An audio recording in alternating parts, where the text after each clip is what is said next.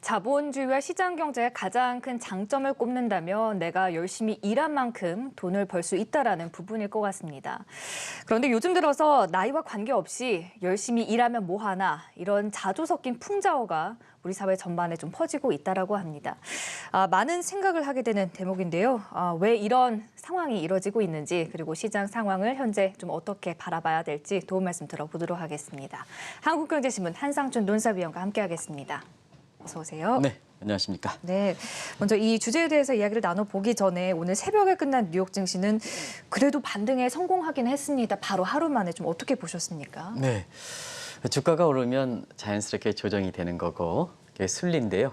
어제 이렇게 국내에서 이렇게 방송을 해설을 하시는 분들 보면 다우지수가 한 700포인트 떨어졌죠.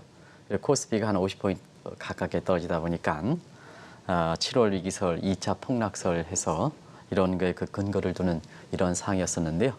오늘 어쨌거나 낙폭이 뉴욕의 그 증시의 낙폭이 컸으면 아마 모르긴 몰라도 시청자분께서는 이런 용어들을 오늘 아주 귀가 닿도록 들으셨을 겁니다. 근데 다양스럽게 여기 나오고 있습니다는 장막판에 대형 호재가 터져 나오면서 주가가 장 초반에 25,200까지 물렸었거든요. 근데 이것이 25,745에서 이렇게 최저점대에서는 약 500포인트 이상 올랐다. 이렇게 보시면 되겠습니다. 마감 기준으로 한 300포인트 정도 올랐죠. 299포인트니까 올랐습니다. 그래서 어찌됐든 오늘 이렇게 그 전날 낙폭이 큰 상태에서 반등에 선거했던 의미가 크다 이렇게 됐습니다. 그러면 대형 호재는 무엇일까 하는 측면에서는 지금 나오는 소식을 보면 볼커를 폐지죠. 네. 볼커를 폐지 내지는 완화 이렇게 되는데요. 우리가 보면 이 정책 같은 경우는 도드-프랭크법, 미국의 단일금융법의 마지막 남은 절차입니다. 그럼 이제 볼커는 뭘까 하는 측면에서는 한국경제TV에서도 제 기억으로 2014년인가요? 글로벌 금융 컨퍼런스에 볼커 의장을 좀 모셔서 개인적으로 얘기한 적이 있는데요. 이 볼커는 우리가 보면 증거금 대비해서 총 투자가는 금액, 이걸 레버리지 비율이라 하는데요. 이 레버리지 비율을 너무 키우면 원금이 없는 상태에서 투자 금액이 크니까 올라갈 때는 자산시장을 키우지만 내려올 때는 이것이 뭐냐 일종의 공매도와 비슷한 성격을 갖고 있기 때문에 사실 그 굉장히 금융시장의 딜레버리지 과정에서 미국의 그 금융위기를 키우는 점이 있기 때문에 실력은 실력대로 이렇게 돼서 너무 가짜를 부리지 말아라. 이 증거금 대설 실력은 실력대로 해서 투자 원금에 이렇게 일정한 금액까지만 투자하라는 규정이었습니다. 그래서 공격적인 헤지 펀드 같은 경우는 증거금 대비해서 아예 그냥 지정을 했거든요. 레버리지 비율이 5배 이상 투자하지 못하도록. 예를 들어서 자 A증권사가 100만 원을 이렇게 고객으로부터 원금을 유치하면 이걸 이렇게 레버리지로 투자할 때는 500만 원 이상씩 투자하지 말아라 하는 게 볼커 룰이었습니다. 그러다 보니까 자연스럽게 금융기관들의 활동이 굉장히 위축됐죠. 그리고 수익도 완화시키는 수익도 이제 굉장히 약화시키는 요인이었었는데요. 이것을 폐지하겠다 하는 이런 입장을 밝힘에 따라서 오늘 은행주를 중심으로 해서 미국은 이제 인베스트뱅크니까 증권은행과 같이 겸한 성격입니다. 그래서 금융업종을 중심으로 해서 주가가 올랐다 이렇게 됐습니다. 그리고 또 한 가지는 확실하게 지금 트럼프 정부가 왜 이것을 마지막 풀었느냐 하는 것이 중요하거든요. 두 가지 측면인데요. 일단 조 바이든과 선거 전략과 그다음에 트럼프 대통령과의 해서는 법인세 부분이 가장 지금 논란이 되고 있습니다. 네. 트럼프 대통령은 35%에서 21% 그리고 15%였죠. 근데 이제 조 바이든은 이걸 법인세 다시 올리겠다. 그리고 공화당 같은 경우는 친월가, 친증시, 친기업 정책이거든요. 증시를 정책하는데요. 근데 이제 트럼프 대통령이 굉장히 좀 많이 이렇게 지금 수세에 몰리다 보니까 이 돈이 많이 필요하거든요. 그래서 프로토콜이니까 돈이 많이 필요하니까 느닷없이 볼커룰의 개정 얘기가 나왔다 이렇게 됐습니다. 이 볼커룰의 개정은 이렇게 작가가 이렇게 했는데요. 그거는 볼커룰의 폐지 내지는 완화 이렇게 하는 게 정확한 표현이다 이렇게 됐습니다. 개정이 아니고 완화라든가 폐지가 정확한 표현이다 이렇게 됐습니다. 그래서 두 가지 요인에서 사실 이 문제가 이렇게 되기 때문에 사중에 조 바이든이 이렇게 대통령에 당선되면 확실하게 이렇게 또다시 변할 수 있는 대목이다 하는 걸 말씀드리겠습니다. 이게 지금 되니까 볼커룰을 좀 다시 한번 설명드렸고요. 그다음에 어제 그 한국 증시 같은 경우에는 우리가 보면 원인을 좀 정확하게 보실 필요가 있거든요. 어제 코로나 2차 감염 때문에 떨어졌다. 그렇지는 않습니다. 왜냐하면 아까 개인의 이렇게 그 매수 비율, 그 다음에 외국인 매도, 그 다음에 기관 투자가 매도 하는 일종의 시장 참여자별로 어제 사실 그 매도 매수 사항을 김은성 PD가 아까 보여줬긴 했습니다만 다시 한번 보여주시기 바랍니다. 그래서 개인들은 어제 코스피 말고요. 개인들이 얼마 매수했느냐. 개인들이 1조 3천 매수했습니다. 그다음에 외국인들은 2,800억 팔았습니다. 기관들은 1조 정도 팔았습니다. 그래서 이 코로나 2차 감염 얘기 이 문제는 다 해당되는 겁니다. 근데 개인들이 이렇게 많이 팔고 외국인과 기관들이 이렇게 많이 사고 외국인과 기관들은 많이 팔았을까 하는 측면에서는 일단은 최근에 그 기관들, 금융사라든가 이 기관들이 펀드 환매에 아주 잇따르게 중단 사태가 많이 발생하죠. 뭐 옵티머스 펀드라든가 뭔가 이런 식으로 쭉 하고 이것이 성실하게 관리하는 증권사조차도 영향을 받는 측면에서 고객들이 이거를 판매 요청을 많이 하거든요. 여러 가지 그 제약 요건에 판매를 좀 잘 못 해주는 측면이 있기 때문에 이것이 이제는 증권사 못 믿겠다, 은행 못 믿겠다 하는 이런 풍조가 되면서 거기에 판매 압력을 받고 있는 기관 투자가들이 대거 매물을 쏟아놨다 이렇게 이제 보시면 되겠고요. 또 한 가지 요인은 외국인들이 어제 전날 한 3천억 이상 사다가 느닷없이 2,800억치 팔았죠. 이 요인은 정부 당국이 어제 금융투자 과세 문제에 대해서 신설하는 문제로 인해서 세금 문제가 되다 보니까 역시 이 문제에 대해서 민감하게 반응 상태에서 외국인들이 저렇게 팔았다 이렇게 보시면 되겠습니다. 그래서 이 주가가 떨어지면 이렇게 원인 분석을 정확하지 않고 2차 되게 막연하게 그렇게 인과관계를 하는 상태에서 시장에 이렇게 오히려 진단에 있는 사람이 진단의 혼란을 더 초래하는데요. 2차 대감염이라면 앞서 말씀드린 같이 개인 투자가 외국인 기관 투자가 다 동시에 요인이거든요. 근데 저렇게 매수 주체는 하나는 1조 2천억 사고 파는 데는 1조 팔고 이렇게 했을까 하는 측면에서는 그 요인별로 이렇게 정확하게 시청자분한테 지적하실 필요가 있다 이렇게 됐습니다. 그런 과정에서 이런 부분 때문에 사실 그 국내 코스피가 반등할 것이냐 하는 측면도 이런 부분에 대한 의구심을 해소하느냐 여부에 달려 있는 것이 아닌가 생각합니다. 네, 말씀해 주신 것처럼 어제 우리 증시가 이 금융투자 소득세 신설 소식 때문에 이제 낙폭이 컸었는데 요즘 우리 사회에서 앞서서 이제 제가 말씀드렸던 자본주의라던가 이제 시장 경제 이런 싹을 자르는 용어들이 좀 많이 나돌고 있는 상황에 대해서는 어떻게 보세요? 네, 오늘은 누구를 비판하고 그러는 건 아닙니다. 모두에서 말씀드리겠습니다. 이게 우리 사회의 풍조니까 한 번 정도는 생각해 보자. 정책 당국도 그렇고 국민들도 그렇고 거기에 기관들도 그렇고 모두가 이런 얘기들이 나오니까 한 번 정도는 생각해 보자 하는 이런 측면에서 이렇게 경우에 따라서는 어떤 주체에 대해서 비판적인 소리가 있을 수가 있습니다는 그럼 비판적인 성향이 아니다. 모두가 한번 생각해 보자 하는 이 측면을 갖고 방송해 드리겠습니다. 우리 경제 자본주의와 시장 경제를 기본적으로 채택하고 있습니다. 그러면 시청자 여러분 많은 책에서 자본주의와 시장의 최대 장점은 경제 주체들의 경제 의욕을 최고한 북돋시킵니다. 그만큼 성과가 있어야 되죠. 경제 의욕이란 건 뭐냐? 열심히 일하는 만큼 가져가야죠. 우리 같은 사람들이 이렇게 국제금융시장 30년 종사하면서 오늘도 방송이 12시 반서부터 도드-프랭크법 이 얘기가 나옴에 따라서 한 잠도 안 자고 그 문제에 대해서 보고 시청자 여러분들에게 전해드리고 있습니다. 이렇게 열심히 하는 이유가 뭡니까? 나름대로 이렇게 그 한국경제TV에 이렇게 출연료를 많이 받아서 경제 의욕이 고치기 위해서 그렇다 하는 것은 누구나 잘 알고 이렇게 보입니다. 그러면 개인들도 경제 기초단위거든요. 가장 기초단위거든요. 개인도 한번 보겠습니다. 경제 기초단위니까 프로핏, 자기 손에 드는 소득인 각종 여러 형태로 도는 인컴내 이 소득의 기본적으로 비용을 빼는 주체죠. 기업들의 이윤과 똑같죠. 프로핏은 기업들은 클라이언트 빼기 코스트니까 매출 빼기 코스트니까 똑같은 각도에서 한번 보시면 되겠습니다. 그러면 이제 소득에 있어서는 가장 중요한 소득이 임금소득, 근로소득이 되겠죠. 근로소득이 그다음에 자산소득 여기에는 부동산 투자하고 주식 투자하고 뭐 이자소득도 같이 포함하는 개념이다 이렇게 보겠습니다. 그리고 비용에 있어서는 세금 문제죠.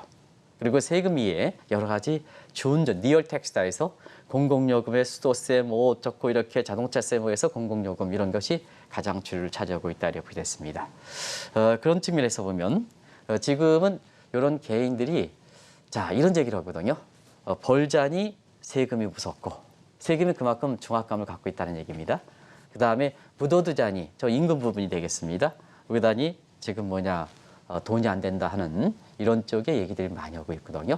그러다 보니까 재테크, 코로나 사태의 재테크에서 신풍조 용어가 있답니다. 뭐냐면 진퇴양난. 이러지도 못하고 저러지도 못하고. 네. 50대, 60대 계층은 자산 계층들인데요. 은행에 넣자니 이자 안 되고 주식 투자하냐니 부동산 투자하니 이렇게 하니 사실 여기에서 해봐야 세금 다 내고 어떻게 할지 모르겠다.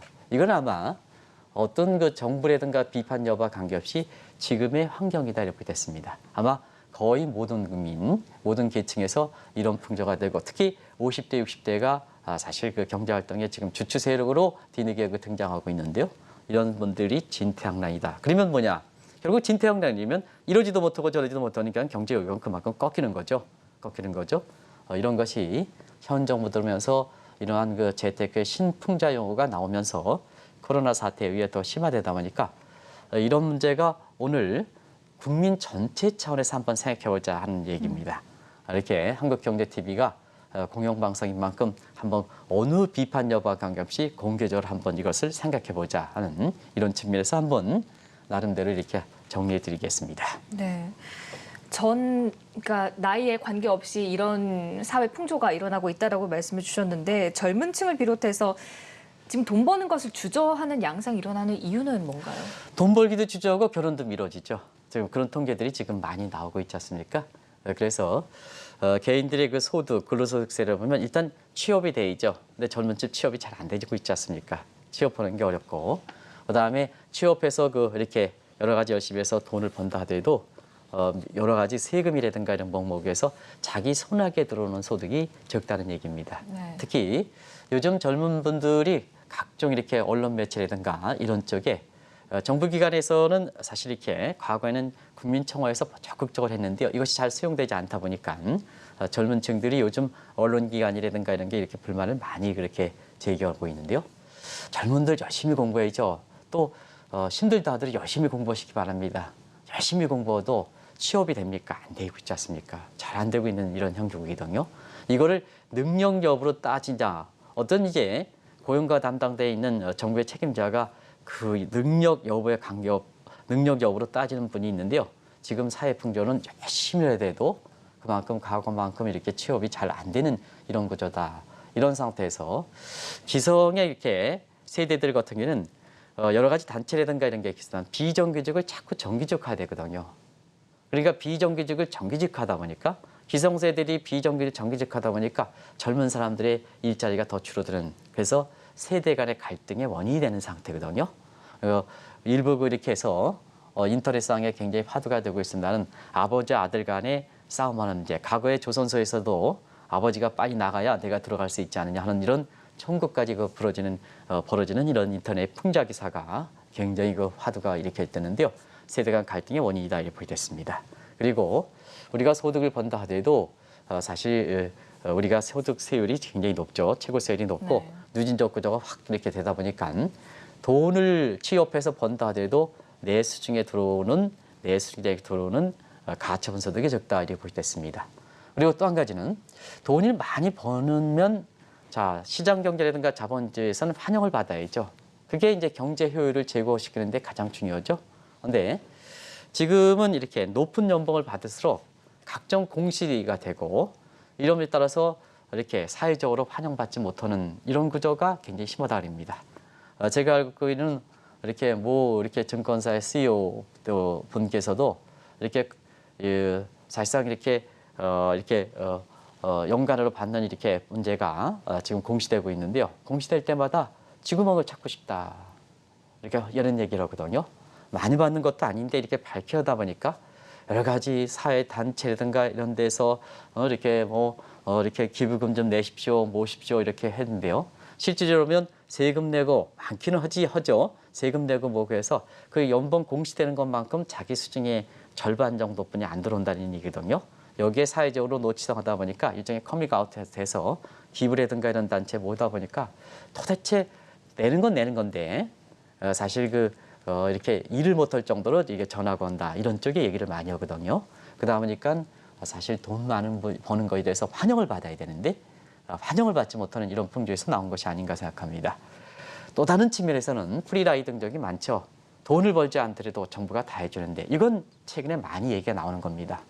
이렇게 열심히 해서 취업 돌연판에 열심히 해서 그러면 나한테 들어오는 소득이 많은데 자 이렇게 보면 취업을 안 한 사람들 같은 경우는 이 모양새 저 모양새에서 주고 오히려 실업급여라든가 뭔가를 위해서 3개월 일하다가 확 해서 6개월 동안 실업급여 받고 이런 것이 오히려 더 자기 이렇게 보면 일 안 하고 내 거 모든 것을 정부가 해주는데 내가 뭐서 이럴 필요가 있겠느냐 하는 이런 풍조들이 지금 사실 일부 계층이긴 하지만 이런 것이 지금 나오는 상태거든요. 그런 상태에서 근로소득을 통해서 돈을 벌기가 사실 의욕도 많이 떨어지는 환경이다 이렇게 볼 수 있습니다. 네, 아무래도 뭐 일자리도 적고 소득도 적고 집값은 비싸고 이러다 보니까 이런 양상들이 일어나고 있는 것 같은데 지금 번 소득마저도 묻어둬야 된다 이런 이야기도 나오고 있지 않습니까?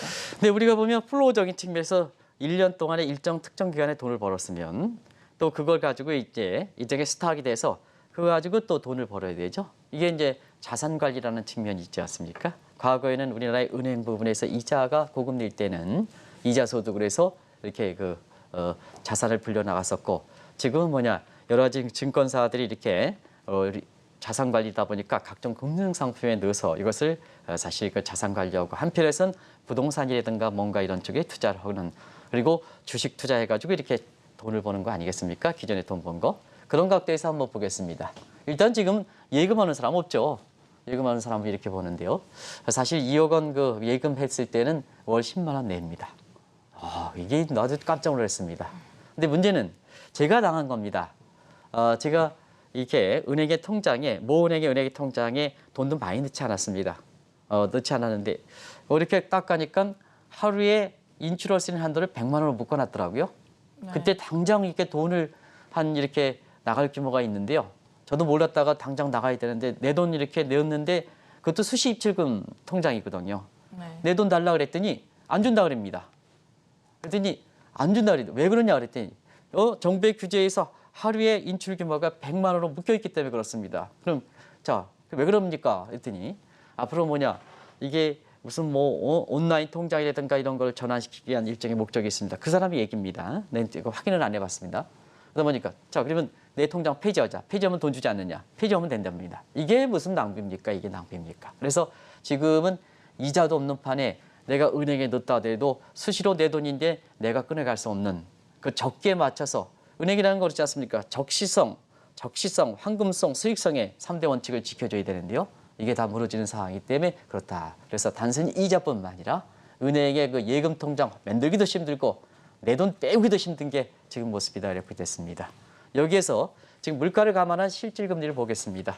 은행들 요새 배부러지죠. 왜냐하면 물가를 감안만 하면 마이너스 금리이기 때문에 오히려 거꾸로 예금하면서 내 돈 되면서 은행에 좋은 꼴을 해주는 이런 꼴이 되지 않습니까? 그리고 사실 우리나라 보면 자산관리 측면에서 퇴직연금제가 많죠. 근데 이제 퇴직금 넣어놨더니 지난 5년 동안 퇴직연금 수익률이 자 1.8%, 저 물가 상승분 5년 동안 1.8% 요게 보지 않습니까? 물론 연평균이 했지만 이런 과정에서 지금은 은행을 통해서 이자 소득세가 거의 없다 이렇게 보시면 되겠습니다.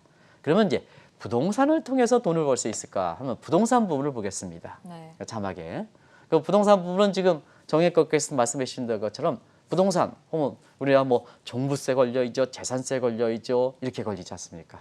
이렇게 해서 증층적 과세 구조다. 그래서 그리고 또 한 가지는 부동산의 소유권을 제거다. 소유권 마음대로 좀 행사를 해야 되는데요. 소유권 행사하고 있습니까? 상가 임차 기간 연장, 그다음에 전세권 이렇게 전세로 들어오시는 분들의 권한을 강조해서 그건 공익적 성격에서 분명히 필요하긴 하지만 너무 균형을 잃은 상태에서 강조하다 보니까 내가 돈을 많이 열심히 벌어가지고 부동산에서 내 아파트 했는데 내 아파트를 남한테 이런저런 일해서 전세를 주면 그 전세를 전세에 대해서 행사권이 가보다 많이 떨어졌다는 얘기거든요. 이런 것이 지금 굉장히 부동산을 통해서 돈을 벌기도 어렵다 이렇게 보게 됐습니다. 그러다 보니까 상대적으로 동학개미에서 주식 쪽은 좀 괜찮지 않느냐 하는데요. 이번에 금융투자소에 여러 가지 논란이 있습니다.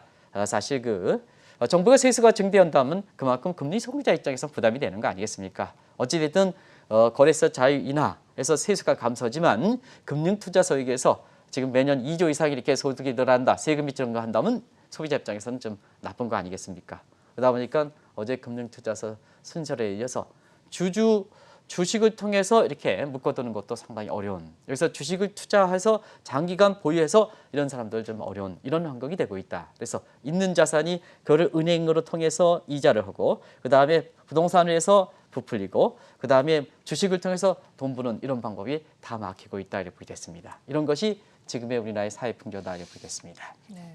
앞서 지적해 주신 것처럼 열심히 일을 해서 돈을 벌자고 하니 세금이 무섭고 또 돈을 묻어두자고 하니 돈이 안 되는 이런 사회 풍조 생겨난 배경이 어디입니까? 비단 이것은 우리나라뿐만 아니라 우리나라는 정도가 심하다는 얘기지 전 세계적으로 공통적인 현상이다 이렇게 보겠습니다. 그 요인을 보면 되지 않냐 생각합니다. 일단 기본적으로 돈이 많기 때문에 그렇죠. 돈이 많기 때문에 돈값이 없기 때문에 금리가 제로금리 상태이기 때문에 그렇다 이렇게 보겠습니다. 그래서 우리가 금융위기에 전통적 통화정책이 아니라 비전통적 통화정책이다 보니까 제로금리 내지는 마이너스 금리, 양적완화 정책, 무제한 정책 돈 많이 풀렸죠. 그리고 최근에는 통수권자들이 스테이트맨이 아니라 파리틱션 정치꾼이다. 다음 세대보다는 다음에 자기 선거, 그다음에 국민의 이득과 자기 자신의 이득이 결정되는 자기 자신의 이득, 저는 파리틱션이다. 그래서 트럼프라든가 아베 같은 사람이 전형입니다. 그래서 문재인 대통령은 시청자의 판단에 맡기겠습니다. 그래서 사실 지금의 이것은 전 세계 통과가 되니까 자 지금 중산층이 무너진 상태에서 밑에 계층이거든요. 밑에 계층이 많지 않습니까? 그러다 보니까 민주주의에는 1인 1표 원칙이니까 아무래도 이 자기 자신의 내일 지켜갈 국민의 이득은 고사하고 자기 자신의 이익을 위해서 내 자리를 지켜야 되는 입장에서는 자 1인 2표 중하위 계층으로 주식시할 수밖에 없고 중하위 계층들이 이렇게 보면 사실 여기에 무조건 되고 이렇게 각종 지원해주는 이런 정책으로 가는 거죠. 그러면 지원해준 자금이 적기 때문에 두 가지. 하나는 적자국채에서 세대 간 후손 세대, 이후의 세대가 어떻든 간에 자기 자신의 이익을 위해서 다음 세대가 어떻든 간에 세금이 많지, 부채가 많아지든 간에 적자국채 발행해서 놓고 아니면은 부자들 대상으로서 세금을 거서 밑으로 넣어주고 이런 쪽이 되는 거죠. 그러다 보니까 이런 쪽에서 사실 정치꾼들이 많은 최고 통수권자, 문재인 대통령은 제외하겠습니다. 정치꾼들이 많은 이렇게 세계의 그 통수권자들이 이런 모습에서 나오는 형태들이 아닌가 생각합니다. 그리고 마지막으로 지금은 증강현실 시대입니다. 세계가 하나니까 모든 걸 시장이 보이거든요. 이런 상태에서는 사실 1인자만 살아남는 구조지 않습니까? 지금 미국에 이렇게 보면 자 디카프리앙 용어 컨센트레이션 표현을 씁니다. 왜냐하면 빵주든가 마법정의 시가청에서 차지하는 비중이 아주 더 집중화되는 양상이지 않습니까? 네. 그러니까 우리나라의 정책 당국자도 삼성전자의 시가총액이 많아진다. 이게 우리나라만이야. 우리나라의 대기업 정책만이야. 그렇지 않습니다. 세계적으로 더 그렇습니다. 시장이 넓다 보니까 1인자만 살아남게 되거든요. 그러다 보니까 사실상 기업 간 편차가 크고 기업 간 편차가 크면 근로소득세에서 해외 같은 경우에는 성과가 높으면 연봉 많이 주는 형태에서 오면 소득의 불균형도 같이 배태되는 거죠. 이렇게 되죠. 그래서 시청자 여러분도 아시겠으나 피케티 자본론이 나와서 이 계층 간 불균형이 피케티라는 사람이 유능한 학자가 아니라 데이터가 그러면 누구나 자유경쟁되면 이렇게 소득 간 불균형이 다 심해지는 거죠. 실증적 분석이 있지 않습니까? 그 자료를 읽어보면 책이 두꺼워서 다 읽지는 못했습니다. 근데 누구나 경제학에서 조금 있는 사람은 경쟁은 기업 간 불균형, 소득 간 불균형이 나오는 거죠. 이런 상태에서 사실 펄리틱션, 정치꾼들이 많다 보니까 지금은 공유경제라는 표현, 보상경제라는 표현, 그래서 자본주의도 온정적 자본주의, 이게 굉장히 좀 밑에 계층으로 또 피부에 와닿는 거죠. 따뜻하게 해주겠다. 얼만큼 이렇게 해서 와닿는 얘기입니까? 이런 것이 겹쳐서 하기 때문에 오늘 얘기는 우리 국민들이 이렇게 얘기를 하고 있습니다는 비단 이것이 정도 차이가지 세계적으로 공통적으로 나오는 현상이다 이렇게 보였습니다. 그래서 돈을 벌자니 이렇게 사실 세금이 무섭고 그 다음에 사실상 이 문제는 좀 다른 국가는 좀 다릅니다. 그리고 이렇게 번 돈을 그 다른 데에 그 묻어두자니 소득도 없는 이런 풍조가 사실 전 세계에 나타난 현상이다 이렇게 부의됐고요. 정도 차이에 있어서는 우리나라가 굉장히 심하다는 걸 말씀드리겠습니다. 네. 지금 그러니까 시장에 돈이 많이 풀려서 이런 양상도 일어났다라고 원인도 함께 짚어주셨는데 실제로 그렇다면 12년 전 금융위기 당시와 비교해봤을 때 현재는 어느 정도로 많이 풀린 건가요? 12년 전에 금융위기 때 풀린 돈도 이렇게 사실 걷어지지 못한 상태에서 이번엔 코로나 사태 때 더 풀렸죠. 더 풀렸죠. 그래서 우리가 보면 2008년에 우리가 돈 푼 거를 마주카식 거다. 그런데 코로나 사태에 3개월 동안 돈 푼 거를 핵폭탄식 풀었다 이렇게 됐습니다. 이건 이제 시청자 여러분이 자막을 통해서 이렇게 한번 말씀드린 적이 있기 때문에 간단히 줄이겠습니다. 그러면 우리나라는 어떻게 풀렸을까 하면 2008년은 금융위기 당시에 한 23조 정도 풀었는데 지금은 뭐냐 한 70조 이상 풀는 상태에서 3배 이상 풀린 상태거든요. 이런 것이 이제 사실 지금의 돈 푸는 환경에서 이런 환경들을 배출해내고 있다는 걸 말씀드리겠습니다. 네, 그렇군요. 말씀대로 지금 돈이 많이 풀린 상황에서 뭐 돈을 더 많이 벌자는 여러 가지 우려도 있고요. 지금 그렇게 많이 풀려 있는 돈은 그러면 어떻게 되는 겁니까? 근데 진퇴양난이라는 거 뭐습니까? 진퇴양난이라는 게 자, 돈을 벌자니 세금 무섭고 돈을 묻어두자니 돈이 안 되고 그러면 진퇴양난이 아닙니까? 진퇴양난은 가만히 있는 거죠. 가만히 있는 거니까 하늘만 쳐다보는 구조죠. 그래서 이걸 금융 사이드에서는 돈의 부유 현상이다. 이렇게 뜬다 이렇게 보여졌습니다. 네. 뜬다. 그러면 이제 일종의 뜬다 이렇게 보면 이게 샤머니즘으로 들어가는 거죠. 그래서 미국에서는 무드 이코노믹스라는 표현이 다시 한번 나오고 있다. 이건 마교다. 마교 경제학. 그래서 우리나라 말로는 마교가 많이 잘 들어오지 못하다 보니까 이렇게 미신 경제학으로 표현한다 이렇게 됐습니다. 그러면 원래 이게 어떤 정책적인 측면에서 이 무드 이코노믹스 나왔을까 하는 측면에서는 정책 남발을 비유해서 나오는 겁니다. 그러면 이제 시청자 여러분 아시겠죠? 자, 우리나라 지금 코로나 사태에 의해 모두 준다. 지원해 준다. 해준다. 정책 남발이 나왔죠. 모든 문제는 남발 정책으로 나왔죠. 근데 이러면 정책이라는 것은 항상 성과를 분석해 줘야 되거든요. 근데 저도 그렇습니다는 언론에 있습니다는 뭔 준다 남발 정책 남발이 나왔죠.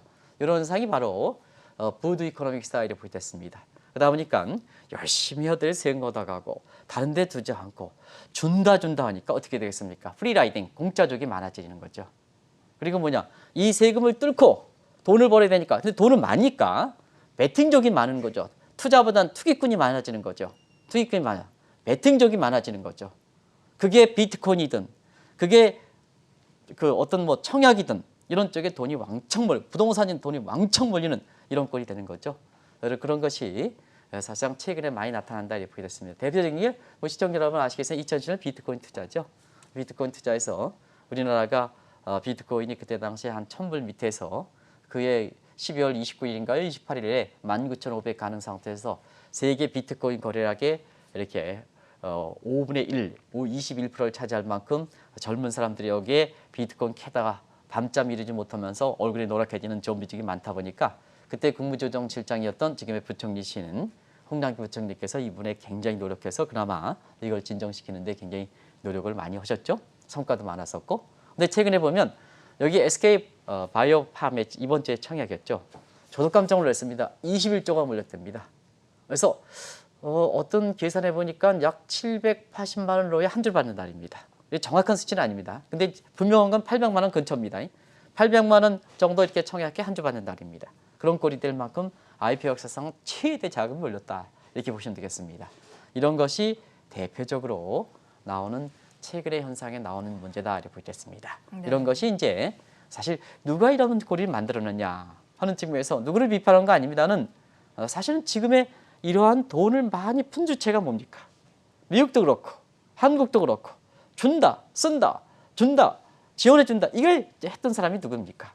이런 거거든요. 국민들은 그에서 받아들이는 입장인데 그런 과정에서 많이 생각해 볼 대목이 지금이 아닌가 하는 생각이 듭니다. 네. 특히 우리나라 투자자들에게는 주식시장과 더불어 부동산 시장이 가장 중요한데 부동산 대책이 사실 이번 정부 출범 이후에 21번째가 나오지 않았습니까?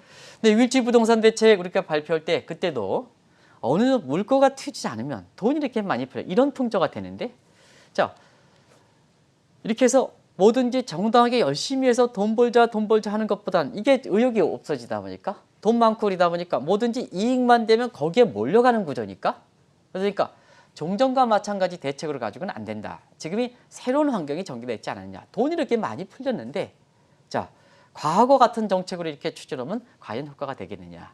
우리가 부동산 시차 같은 경우는 6개월 전 빨라야 6개월입니다. 대체로 선진국 같은 경우는 부동산 대책이라는 게 별도의 부동산 대책이 없고 그 경기 대책으로 나오는 거거든요.